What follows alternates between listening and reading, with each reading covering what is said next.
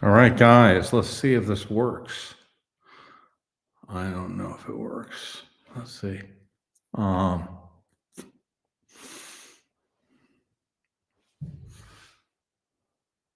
all right.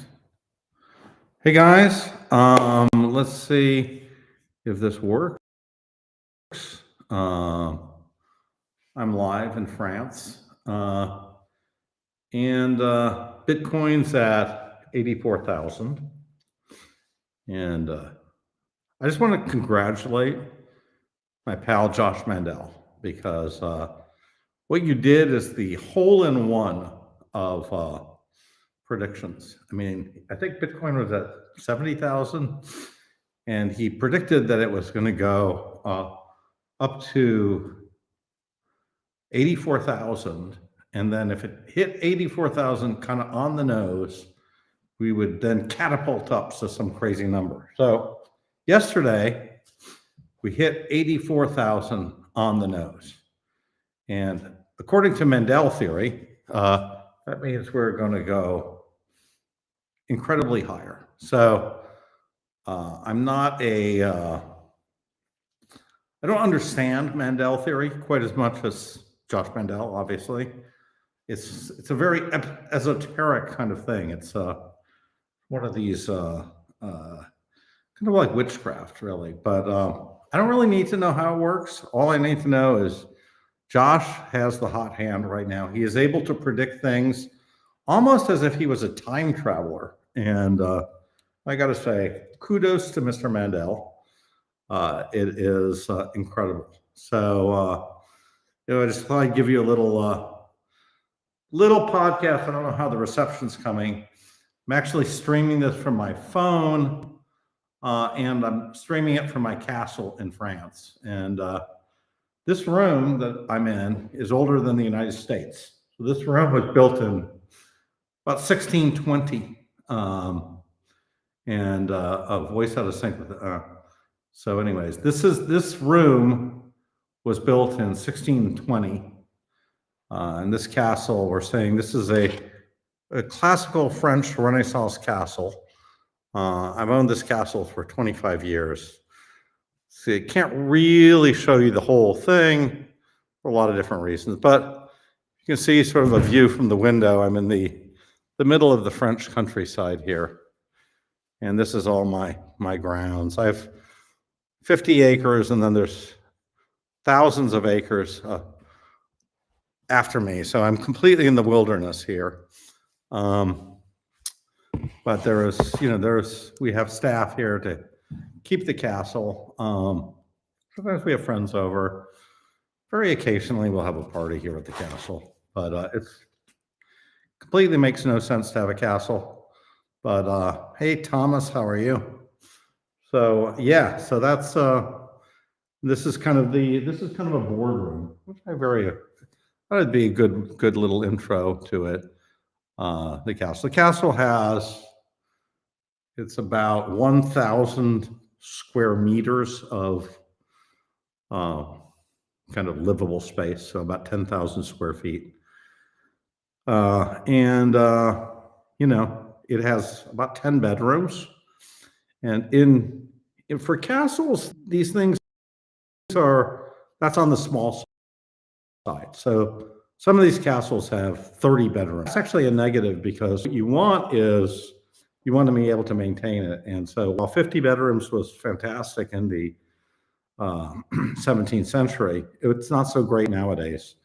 And also these bedrooms never had bathrooms. Well, the idea of bathrooms was kind of a more modern idea. People used what they call chamber pots, literally, back then. So that gives you a sense of the thing. But the details on this thing are amazing. So look at this fireplace. This fireplace is really from the 1600s. And look at the quality of the stonemanship. It's just amazing, right? You don't see this in the US because none of this stuff existed even in colonial times. This is all, this is all kind of, I think it's amazing personally. But back to Josh Mandel. I think Josh nailed it out of the park, and I love the kind of kudos that he's getting on Twitter. Listen, I'm on Pump.Fun, completely transparent. You buy a coin, we're speculating on it. These coins go down. So what? But yeah, listen, I think Josh deserves, credit. I hope he's right? I hope Josh is right and that we go up dramatically from here. Nobody will be more happy than me if Bitcoin goes up dramatically from here. What are my views on people like Chamath? Well, the market is kind of crashing, and it's very possible, right? It is, this tariff war that Trump's doing, not great. I'd say even if the market goes, probably the best is to hold Bitcoin through it, because after it'll crash, it'll bounce back. So, I'm just not unlike Mr. Mandel, I'm not a trader anymore. I don't trade my Bitcoin, and I don't think that's my strategy. That's Michael Saylor's strategy also. So I think the best play for Bitcoin is just to hold Bitcoin, hold it all the way through. Now you can trim your positions. I think right now we're exactly 50% in the zone.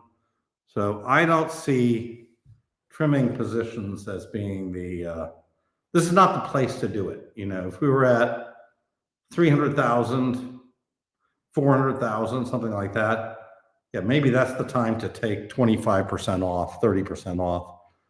I don't think at 84,000, strategically, you don't do anything, right?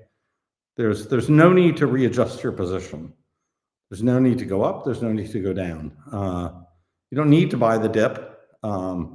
You don't need to buy, you don't need to readjust your thing unless you have a lot of new cash coming in. My cost on my Bitcoin is something like $5,000. When your cost is $5,000, do you care if it goes from 100,000 to 80,000? Not really. I mean, it sucks, but it's not the end of the world. If it goes to 200,000, you might consider taking a little bit off and then potentially rebalancing back again when it goes to 100,000, 125,000. I don't know. But I think that if you look at the numbers, that doesn't really impact your portfolio. What really impacts your portfolio is if you hold for 5 years or more, like me. I just think that, we can get into this trading, but I've never advocated trading Bitcoin. Never, not once. And I think you will never find me saying that it's time to trade, it's time to sell.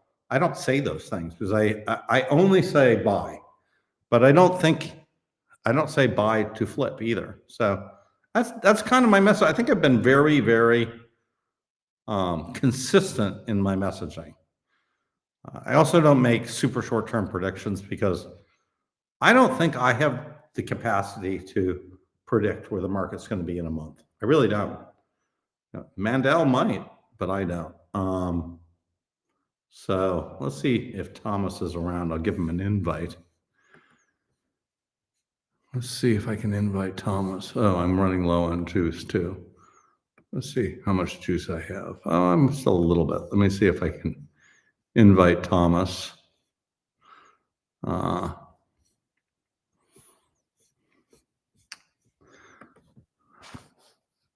Thomas.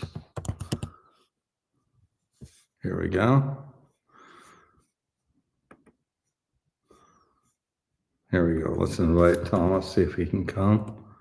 All right. So I invited Thomas. I don't know if he'll pick up or not.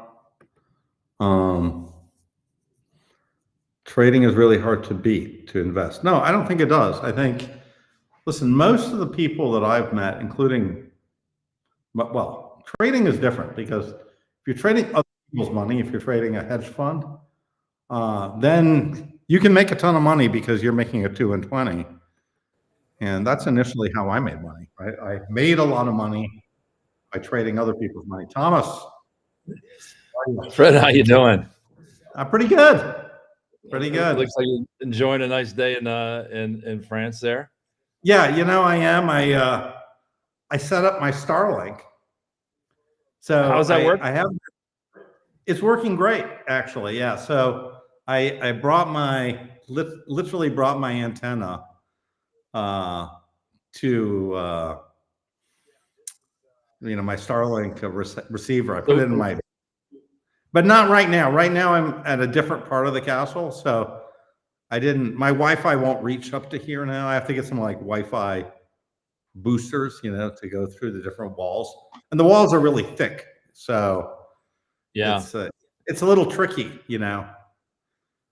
There's two things really tricky in these old places. One is Wi-Fi, and the other is heat. So it's freezing in France. So parts of the castle are freezing. So the stone axe is a heat sink, and draws a lot of energy out. So it's always cooler. Even in the summertime, it's cooler. In the summertime, it's like an air conditioning system. Yeah, yeah. No, you can did you check? Yeah. Were you able to check the Starlink in a suitcase? Is it small enough to do that? Yeah. That's pretty cool. I had to upgrade my subscription plan.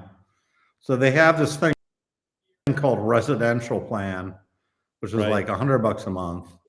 And I had to bring it up to $250 a month subscription to come here, but I can turn it off. So if I'm not here, it's kind of prorated, so it's pretty good. Yeah, that's great. I think it's going to work out fine.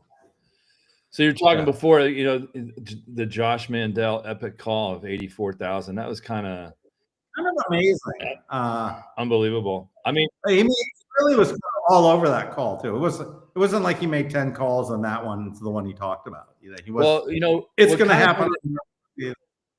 It's not like he just threw a number out there. I mean, he talked about the number before the election. He put that out. He put it out there, and you got to remember, a lot's happened since the election. I mean, it ran up very quickly after the election, went to like 107, 109, something like that. He never let go of the conviction. In fact, he traded it down, knowing it was going to come down to 84, and he put his money where his mouth is. So, it's amazing. I would go back and forth with him a little bit on X, and I think his experimental plan was to start with the 2.1 million in September of last year and see how high he could get it. Now he's sitting at 23 million. I think he's going to hit 100 million by the end of the year, because if he does, it'll be amazing. Well, his acquisition strategy, he's sitting at 51,600 MSTR. He wants to get to 100,000. Now he's got 50,325 calls for September, so he needs to raise 16 million trading, which I think he can do. We'll see. It'll be crazy if he's able to do that. So So anyway, what do you got planned? What do you got planned? Are you going to go to Paris? You said you're going to go to Paris for a few days. I'm going. Yeah, I'm. This is kind of another bedroom that I have. Just to give you an example, so this bedroom, completely different period. So this is kind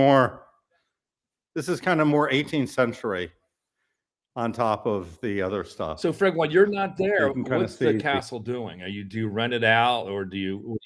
Well, we don't rent it. Sometimes we have friends we give it to. We have caretakers and stuff, So. And you have the caretakers live on site?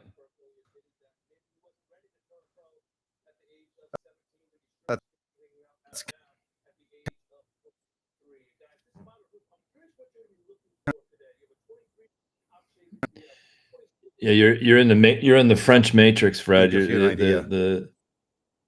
Yeah, like all things French. Back to here. Yeah, you were clipping out with the wherever your Wi-Fi is in that room. I was just asking if the caretakers are staying on. Do they live on site all the time to take care? They live on the place. Yeah. So I got my whole. It's really hard to set up.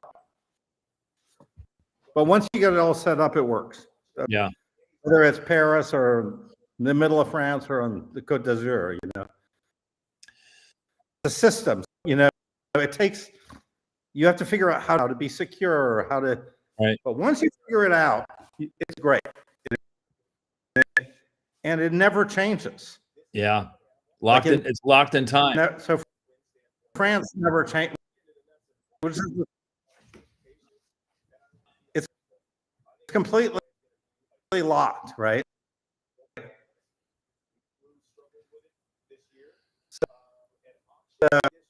So I place has for 400 years. It's the same, right? And King of France was in this room.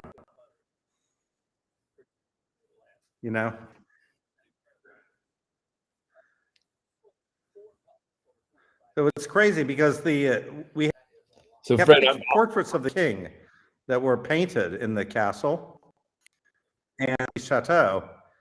They did an oil painting of. Can you hear me? Yeah, you're clipping in and out. I think it's you're not on your Starlink. I don't think you're in the. No, I'm not. I'm just on my phone. Yeah.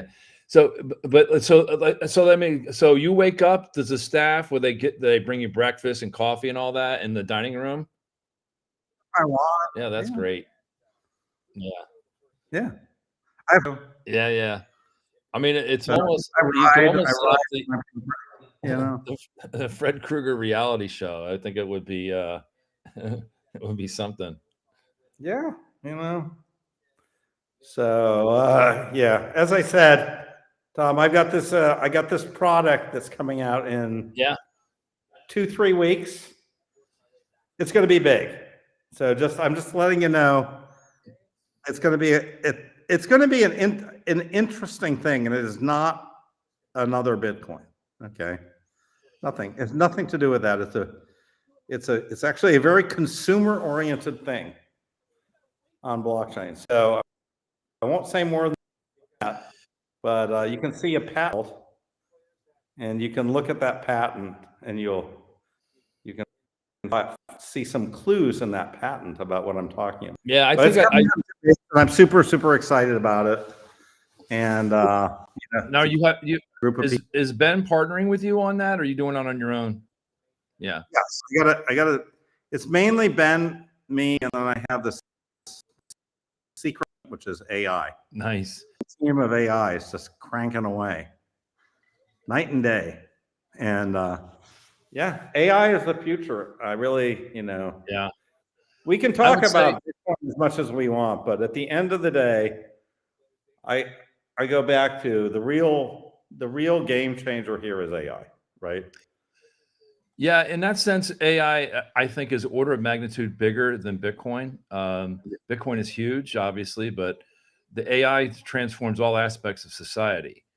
And I think what's very interesting is bringing the two things together, because I think at some level, Bitcoin is an enabler to an AI-based economy. Now, the thing that I'm going into looking at, and like guys like Puncher and others who are doing the Fediments and the L2 developments, where you create ecosystems that settle on the L1 with Bitcoin. And that creates a whole bunch of great stuff for the business community that I'm working in. So there's B2B, B2C, but there's very little at this point C2C. So it's mostly B2B and B2C that's driving stuff. So imagine you could stake, let's say Starbucks stakes their terminals in a Lightning network, and you could create all kinds of specialized tokens to gamify Starbucks commerce and then link that to other partners. Pretty interesting. That's where one of the things I know you talked a little bit about getting bored just sitting there looking at a passive investment in Bitcoin and wanting to do something that's going to change society. And I think this project you're working on does a little bit of that. But there's so many other opportunities for people to create new things for the economy, and it's very exciting. Yeah. Yep. No, I agree. Look, I think I was a little I've been a little disappointed with Bitcoin, I would say, and sort of the Bitcoin. I had a little bit higher hopes for that, right? And then also Bitcoin layer twos, and I've met or know most of these people. I know. I mean, I'm friends with Elizabeth. I met the guy who fed him in. I've looked at these things in pretty good detail, and I'm of these things, right? So a lot of people are saying, "Well, Fred, Lightning works great, and I use Lightning." And I'm like, "Sure you do, but a day use Lightning. It's not really taking off from an actual adoption perspective. It's really not. You know what I mean?" And it can't be a hammer looking for a nail, and that's a little bit what it is. That's why I think you need a top-down approach where somebody who already has a dominant footprint.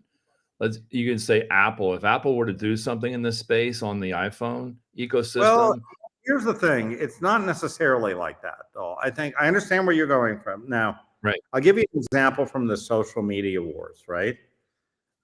So when social media came out, we company to do it was Friendster, if you remember, right? Yep. Right? Friendster was a lot like Ethereum. Hit this kind of performance wall, right? Where it had this crypto moment and it just stopped working, right? People Friendster, but it didn't scale, and it was just offline all the time, right? And then we had the killer app started to become MySpace, right? And it was sort of like, it really only took teenagers, really. MySpace was a high school kind of thing, right?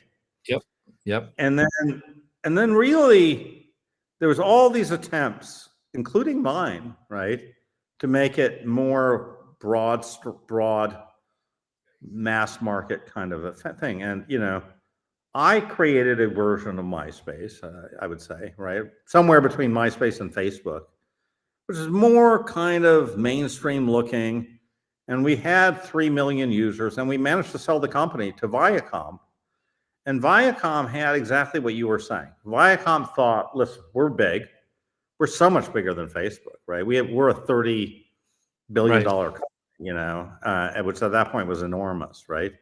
Compared to Facebook, which maybe had a crazy market cap of $1 billion, right? And they thought they could just put a top down thing, and they were like, look, we'll just build it into MTV, right? This is for the have them all, right, on MTV. Yep. And so, I was convinced these guys would succeed at the time, right? They've got the audience, but it wasn't them who succeeded, it was Facebook. And why did Facebook succeed? Because it really massive organic traffic among one demographic, which was in those colleges. So what Facebook did is it took over the college world, and only once it really had complete control of the college, first the Ivies and then all colleges. Yep. But once all those things, then it moved out to select businesses and then to everybody. And I think I've talked to many people, and they're like, well, how should I approach things? And I said that's usually tends to be a great way to go. Like Craigslist started in San Francisco, and Craig Newmark actually applied for a job at my company, and I turned him down. I said, like, Craig, you've got this little list. I mean, why do you it's going to be a distraction. I can't have you working at my company because you've got this list of rentals in New York, in San Francisco. Now Craig Newmark is a billionaire, right? Right. But he kind of nailed Cisco. Then he expanded out of that to personals in San Francisco, right? Sort of general kind of classified ads in San Francisco. Then he opened up one city at a time. So I think a lot of people think they know how this thing's going to play out, but a lot of times it actually plays out in a very different way. And that was also true for dating, right? So there's been sort of these big corporate attempts at breaking the dating market. And then, Tinder broke into it one school at a time. So I also know the guys who started Tinder, right? Oh, I didn't know that they came in it that way. Yeah.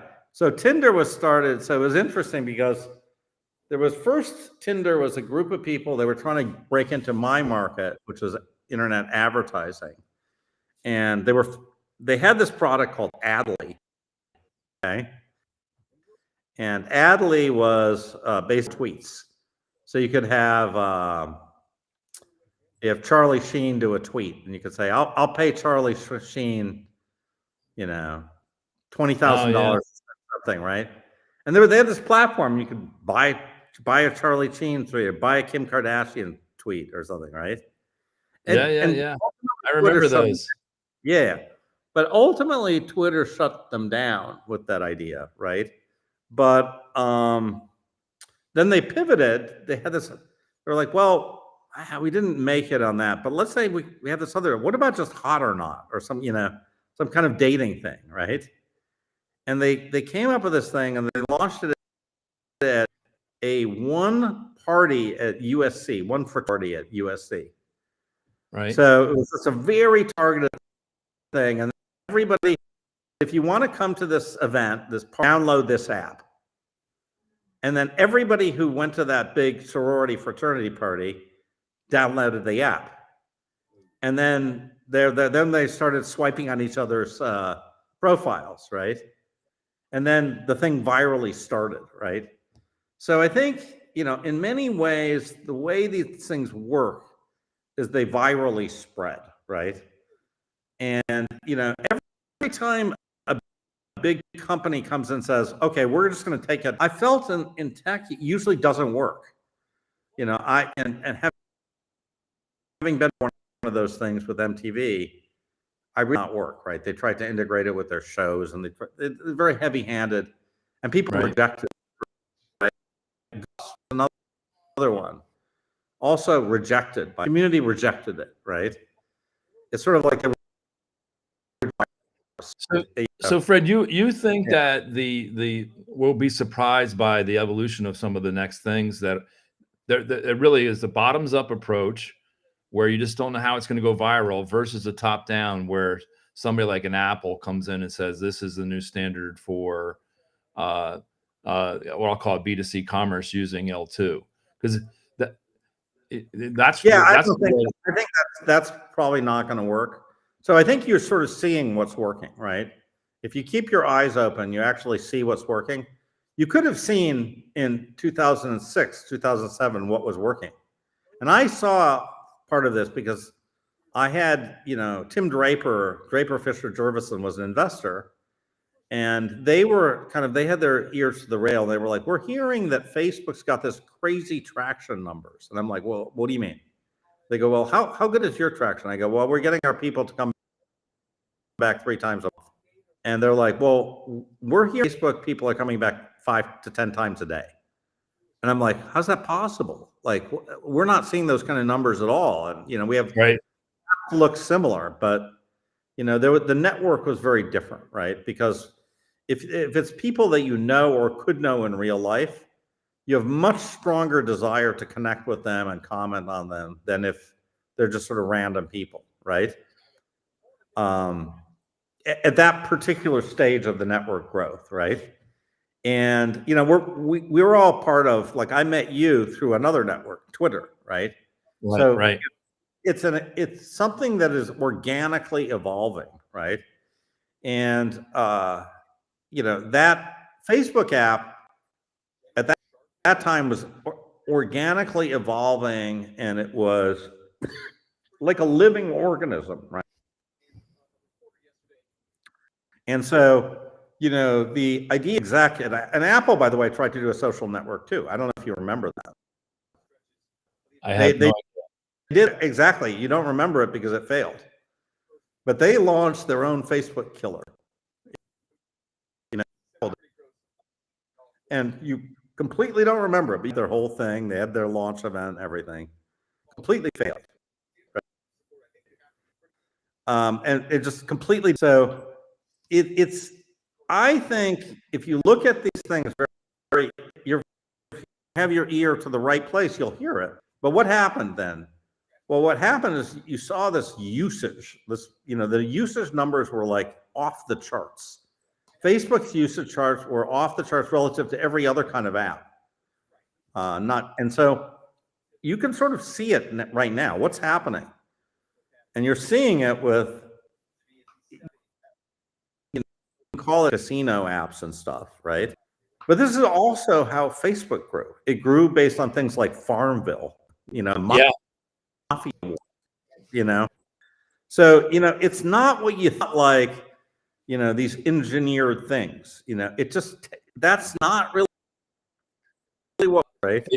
And so what we're seeing work, reasons I'm playing around so much with Pump.Fun.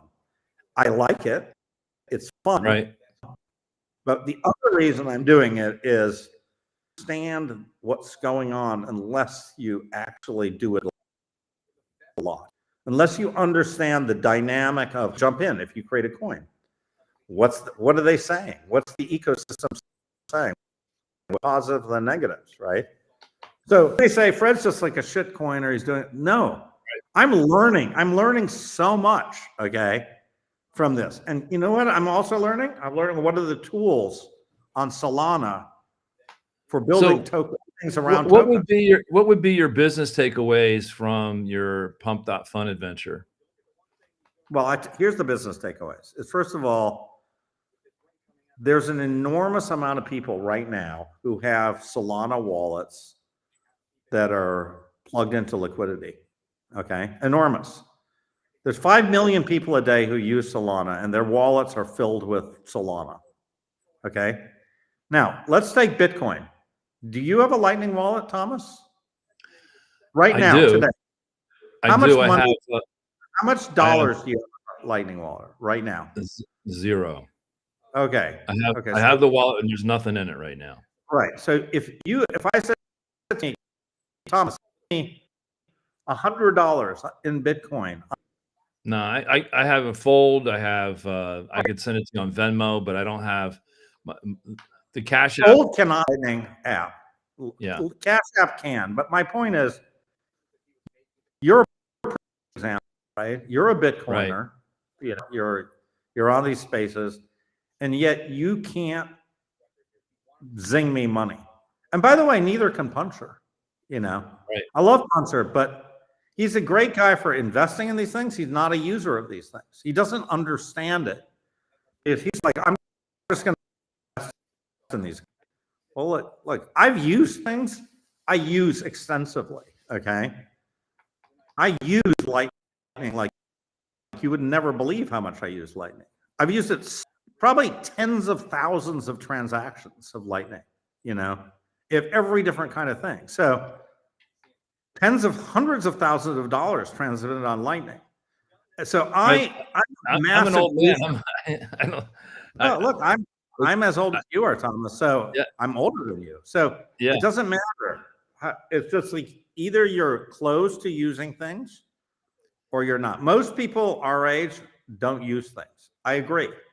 Yeah. But most people over 40 don't use things. They don't.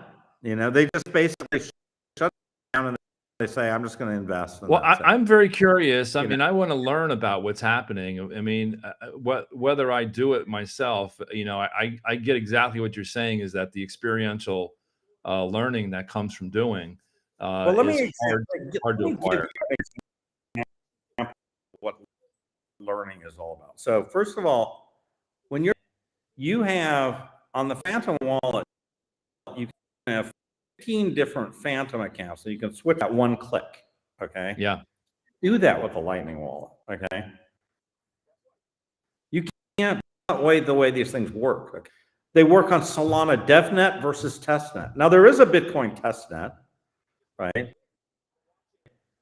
But it doesn't work at all. I mean, it's like hardcore developers only. But Solana testnet, you can build stuff on. Easy to debug things with Solana testnet, right? It's all built into the wallet. So there's all kinds of other systems, things for locking up tokens, for staking, for just testing schedules. There's all kinds of tools that are built now on using these fast blockchains, right? And I got to tell you, I think there is almost that any of this stuff like Fediment actually ends up working. Because what I think's gonna work is I think stuff like the Solana ecosystem, I really do think it's gonna be Solana, but I think if, you know, and the reason I say it is there were things like Facebook that were close contenders at the time, including my program, right? Right. In terms of technology, if you just look at it purely in terms of tech, you know the feed on Facebook. We had that before Facebook. We had the concept of a feed before Facebook. Right. Literally at MTV, we had this thing, and with it like, hey, we can. Well, Facebook came out with the feed, and it doesn't matter kind of if have your tech. It literally doesn't matter, right? What matters is if you've got the audience and you can bring it to the next step. It doesn't matter, right? So people are like, well, Sui has great tech. Very, very possible, right? You know, the programming in Rust is not a mainstream thing. Most people would not want to program in Rust, just like they don't want to program in C++, right? So, you know, people saying, well, there's better programming. There are, but that does not mean you're going to win, right? So do you think that Solana, if there's an investment thesis behind it, I get what you're saying on the use case. Is it in the Solana token or the Solana ecosystem? So here's what I think, okay? I think, first of all, I think the Solana token is a proxy for the Solana ecosystem. And I think in general, a movement away from shares and into tokens. I think that will accelerate, okay? And, you know, maybe a day ago, about venture capital exits for the last 3 years have been really low, right? Which is one of the reasons Jason Calacanis is now trying to interject himself into the Bitcoin kind of thesis, right? Bitcoin's gone up, but venture capital exits are just not nil. So, you know, part of that is just interest rates, right? At 5% interest rate, it's really hard to do an IPO. Like, you know, people want to invest in these crazy things when interest rates are 2%. You know what I mean? Yep. You know, that changes the investing psychology. It becomes risk on, right? At 5%, everybody says, I'll just keep my money in 5%. Why take any risk? I'm paid 5% not to take risk. I'll just keep my money at 5%. But the other thing that's happening is it's getting more and more difficult for a startup to find exits and to sell to these Viacoms, you know, to sell to the New York Times, to sell to Google, right? Right. It's becoming harder to make an exit. And listen, I've got 10 of these exits, and I've noticed that they got harder and harder and harder and harder. Why is that? And part of the reason is that the companies buying them have gotten smarter, right? So they're able, you know, they have teams now that build these things internally, right? You know, we have this mutual friend, Rob Clausen, right? Yeah. Out of San Francisco, right? So I remember Rob said something in one of the conversations that we were having as a group that with what's happened with Bitcoin in a broad sense, it's changed the hurdle rate for investing. I've heard Gary Cardone say it relative to real estate investing. He's like, you know, why do I want to invest in real estate with all the hassle? I could just, you know, buy this. And do you think that the digital technologies are making exits for classic startups harder because of the hurdle rate? I don't think enough people are focused on that hurdle rate. So I think, you know, I think if you had a universe of Bitcoiners, they would say that, right? Yeah. But I think most people don't buy that. They think Bitcoin 84,000 is high and probably likely not to go to 160,000, right?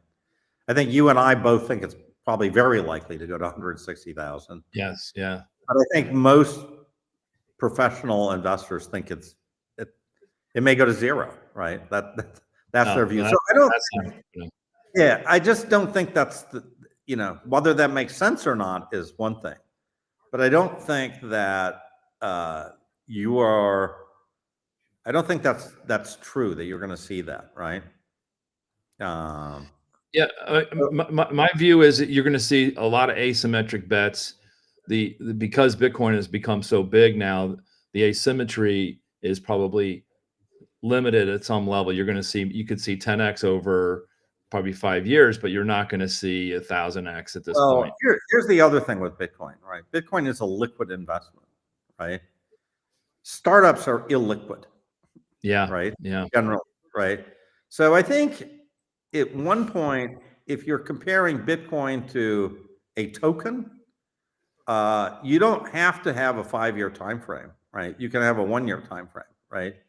And I think what we're seeing with a lot of these younger kids and stuff, right? These degens is by the way, my new project has the word degen in it. I'll just tell you that. Nice. A lot of degens, right? The way that they don't think 5 years out. They're thinking 5 minutes out, right? Yeah. Yeah. So I think this time frame thing also makes a difference because I think putting your money in a startup, and I've done tons of angel investing, like Rob or like our friend from Chicago. I forget his name. Chris, exactly. Chris, right? So I've done a lot, not as much as Chris is, a very prolific angel investor.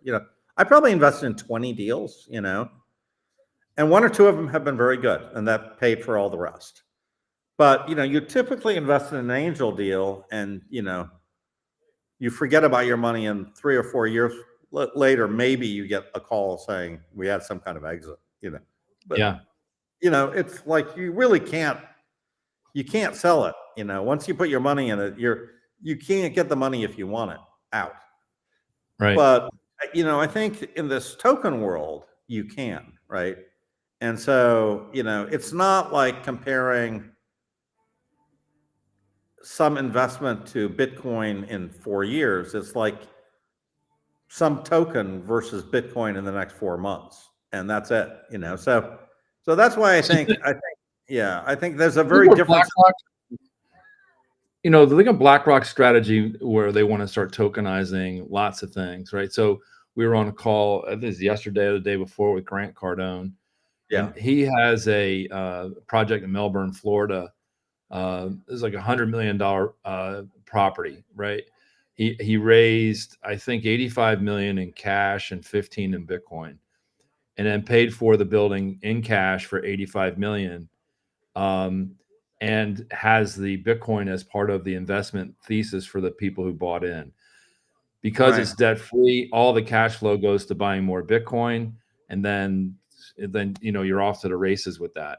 What's interesting is if you were to tokenize that entire investment, the banks kind of like that because they have a little bit more recourse with some liquidity in the project. So now, because right now, if I foreclose on property in Florida, I have very little liquidity. The reason I'm foreclosing is because it's not liquid. And Florida real estate goes in ebbs and flows. So it's very interesting to see how he oversold that project for 100 million, and he said he has 10 more right behind it. Mm-hmm. So he's basically going to create something close to $1 billion in real estate transactions, linking it to a Bitcoin ecosystem. Pretty interesting stuff. I mean, look, there's almost like parallel worlds, right? There's sort of the world of, I'll call it TradFi, which I would throw real estate in there, right? Yep. Where you've got kind of financial engineering, you've got different ETFs, you've got MSTR, you've got Grant Cardone, you've got Bitwise, you've got all kinds of interesting stuff that's happening, right? On the financial engineering investments. And then You have another world, which is kind of the world of actual users, right? And the world of actual users, what I'm saying is, I see them not using Lightning wallets. I see them using Solana now 10 to 1 versus, or 5 to 1 versus Bitcoin just in a year. It's done to 5x, right?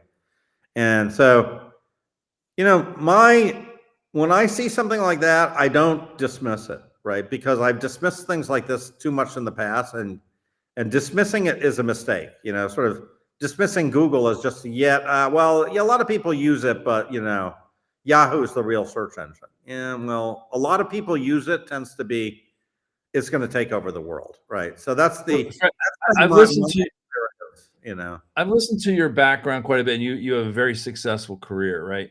But I feel like, you tell me if I'm wrong here, that there have been several forks in the road in your past, and you chose one route, not the other route. And if you chose the other route, you would have had a shit ton more financial success.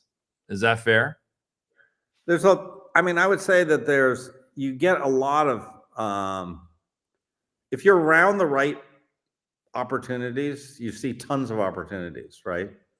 You do, Yeah. and it's not so much, I think that if you were at the right place at the right time, it's incredible, right? And define the right place. The right place at one point was like Boston on Route 128, right? Yeah, There's yeah, all yeah. there's all kinds of opportunities. If you were on Route 128 in Boston. Another time was Palo Alto in 1980, right? You were in Palo Alto in 1978 or 1980, and there was all kinds of stuff going on, right?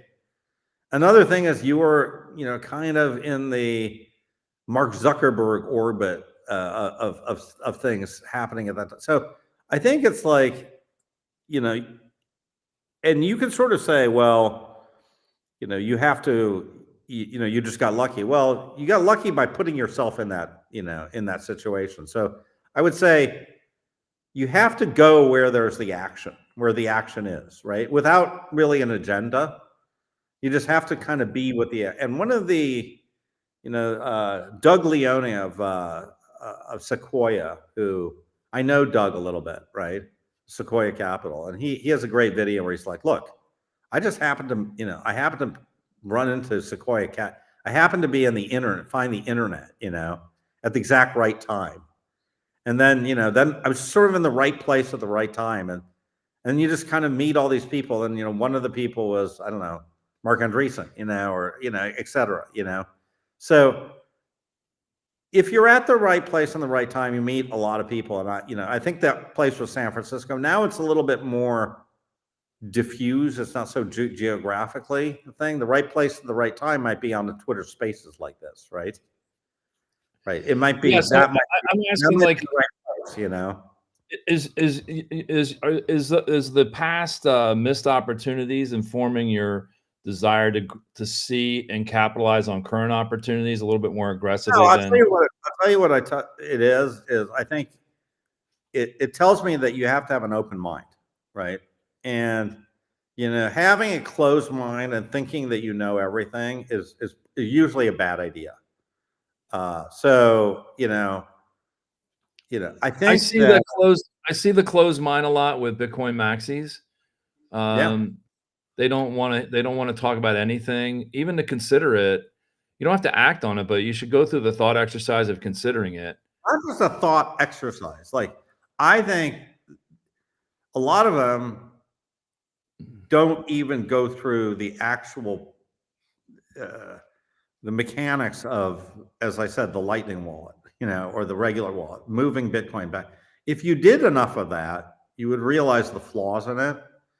And I think, I'm sorry, Fedimint doesn't work. I'll just say it. It does not work. It never has worked, and it never will work. Okay. Now, okay, maybe he's going to exit his position somehow and make money, but I don't think that technology works. Okay. Like, I really don't. Like, I think it is one of these things that, and you know, another thing that's not going to work, and it'll piss a lot of people off, is Noster. Noster is not going to work. Okay. Yeah. It's not going, you know, I can just feel into my bones that it won't work. Do I want it to work? Sure. I'd love to have a totally decentralized version of Twitter. I think that'd be great, you know, but the user experience is not good enough. And what people want is something that's really good. They don't even like this video because this video is jumpy, right? They expect, Right. hey, Fred, why don't you have your video work great in the middle of France? Well, well, it works in part of my castle. It does work great. If I walked 500 feet in that direction, it'd be great. But in this particular room, my video sucks. Okay, that's where we are. Okay, but like, you know, I think that you know, I'm not. If people, the kind of intersection between what people are demanding these days and what they expect and what Bitcoin is delivering in terms of a user experience is not there. Okay. Now you can kind of say, well, Fred, you're shit coining with a lot. Like, you can say all that stuff all you want. It's not going to get you any more users, right? And if you spend enough time actually in the trenches, you'll realize that you're fighting, you're fighting just the wrong thing. So I don't know. I'm going to continue to experiment and try different things and build different things. And my criteria for success is very simple. Do people want to use it? Okay. If people want to use what me or somebody else is building, then I consider go in that direction, right? That's all I'm going to do.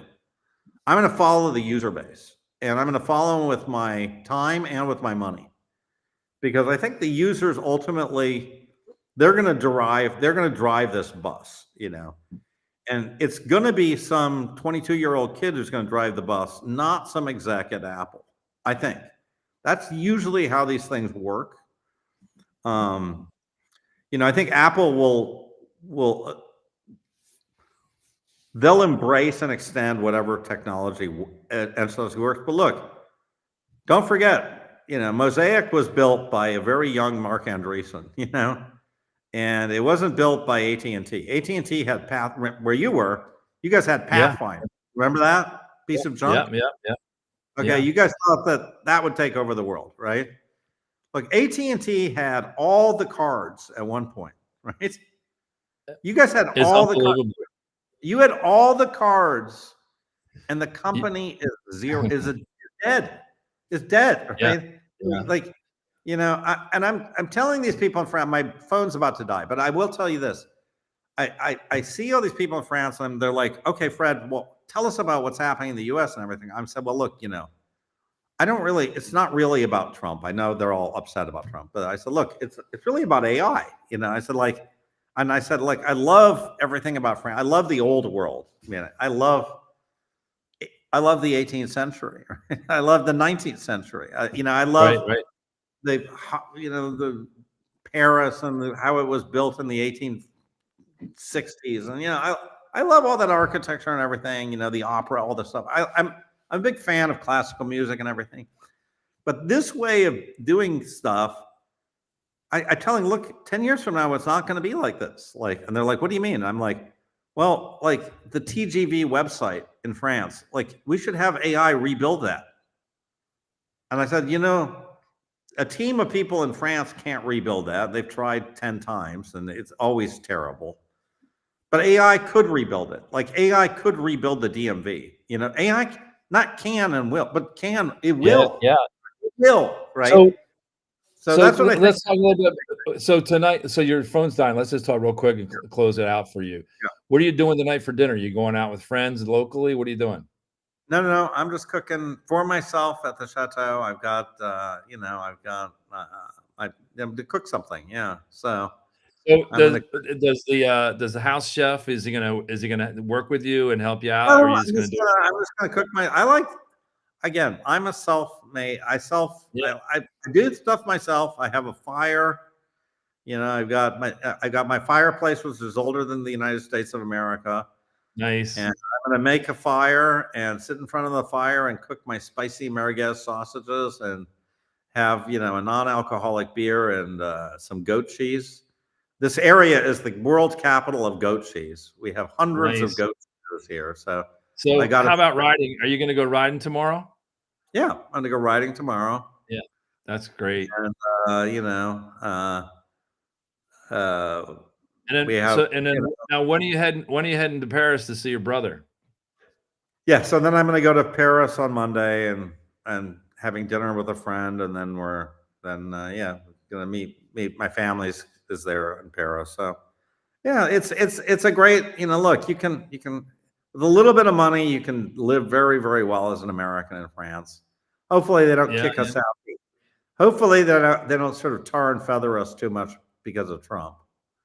But yeah. Well, I, so the I, Bitcoin I basically say to people, like, I'm totally anti-Trump. It's not my president. They're like, well, great, thank Yeah. you. Thank you. I said, well, I do appreciate what he's done for Bitcoin, but Well, I'm fascinated when I travel to the places like that, and I've been to Paris many times.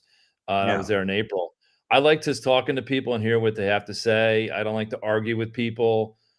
People have their own point of view, but it's sifting and getting information about attitudes towards not just politics and stuff like that. But it's really attitudes towards life and where things are headed.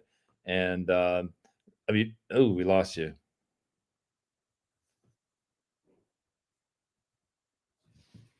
Oh, looks like we lost Fred. I think his phone died here, so we'll sign off here. And